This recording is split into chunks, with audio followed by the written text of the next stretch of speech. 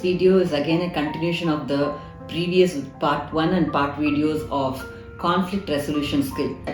That is reversing the perspectives. This is the most important secret ingredient of conflict resolution, I should say. Reversing the perspectives, nothing but empathizing. Because people generally think that their point is really valuable and others' points are useless, and there are a lot of flaws in their points. But this step will allow a person to go into their life and world and experience what they feel and how they feel with an emotional intensity with which they believe it. If you really want to resolve a problem and come to an amicable conclusions, or even to actually supply more options for the solutions, you need to understand with the intensity, with what intensity your partner believes in what they're talking about, for which you need to do perspective reversal. And in this step, you need to really take their position and talk for them. Oh, you really want this? So the husband says that, okay, you really want to go for a job and this is how you feel and these are the reasons you have in mind when you say this. So the wife also say, you don't want me to send for the job for these so and so reasons. So they exchange their positions and talk in the opposite side. And I wouldn't say that this is going to resolve the conflict or they're going to agree with their partner's ideas. This is not agreement, but they can at least agree to disagree or understand each other very much better. And when they exchange the perspectives, each person feels respected and the other person feels less defensive, that they are able to take my points of opinion also. So this is a very beautiful step by which people take perspectives and use their empathy skills here. So the next step is, after taking their perspectives, they now know what the other person wants and needs are and how they feel about it. Now they're going to invent mutual options here. In this step, you need to be more creative. Don't, and also empower the other person to come up with a lot of options. You can't just stop them saying, okay, these are the options possible, we'll stick on to it. The man should not say, okay, then you go for this kind of job, we'll finish it. No, he shouldn't do it. He should empower her. No, okay, now I understood what is the kind of problems we both are experiencing. Take that ownership of we here. Okay, and then say, what can we do? Okay, now brainstorm. There will be a lot of options available. When there are a lot of options available with no defense and lot of trust in this kind of conflict resolution, beautifully you can arrive at a lot of creative options.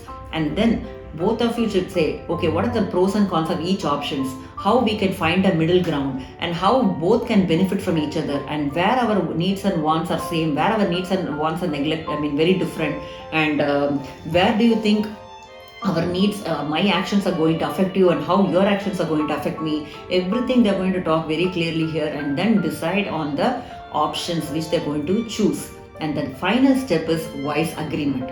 So here finally they agree to one particular option from various options they have discussed in the previous steps, and then resolve to go by it. So usually a mediator, a third person, or a psychologist intervenes. There is a conflict between a couple or conflict between any two people, and finally they will empower them to come to a conclusion or a resolution in the last step.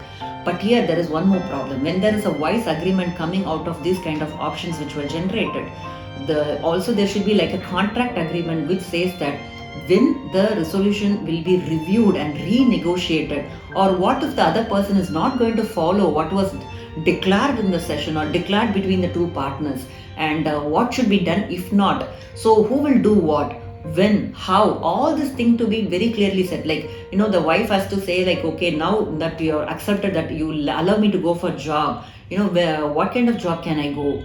All this kind of things she has to come to conclusion. After saying yes to all this, then one fine day she's going to go for a job interview, then you couldn't say no, you can't go.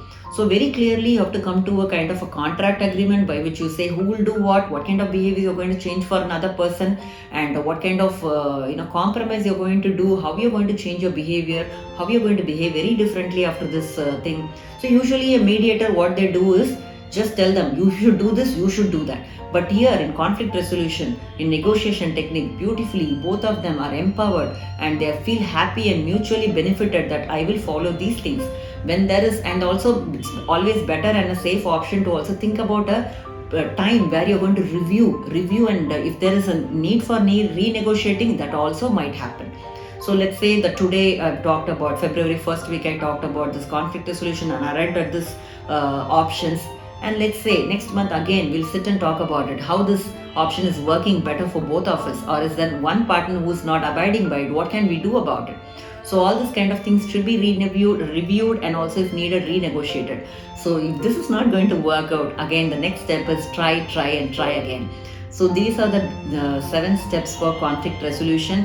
And I wouldn't promise you or tell you that you can be really well versed at conflict resolution, and it needs is a lot of practice. Try resolving simple conflicts which is going to spur up in your everyday life, and then you can go for some complex conflict resolution. But very important before all this is a mindset that I should respect another person and understand the other person's needs are not satisfied, and also my needs are not satisfied. Let's come to a respectful and amicable conclusion here. So with this mindset, open mindset and agreeable mindset only, any conflicts can be even approached at.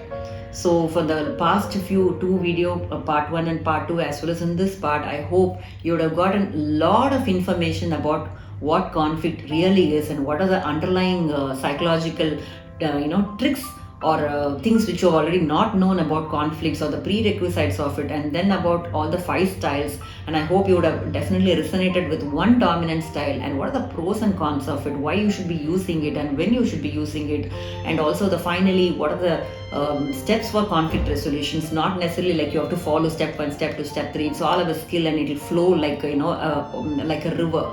So when you know what it is and you're trying to practice with an everyday conflict, I'm sure you'll be able to reach a good resolution and also save and safeguard your relationship and take your relationship to the next level. So please use this conflict resolution, keeping in mind the do's and don'ts, and also about the emotional management, stress management, communication skills, which are again a building blocks for resolving conflicts. So I hope this video was helpful with all the examples given here. And if you find this video useful, please forward it to your friends circle as well. And if you have not subscribed to my channel, please do subscribe. And let me catch up you in another interesting video. Until then, see you. Bye.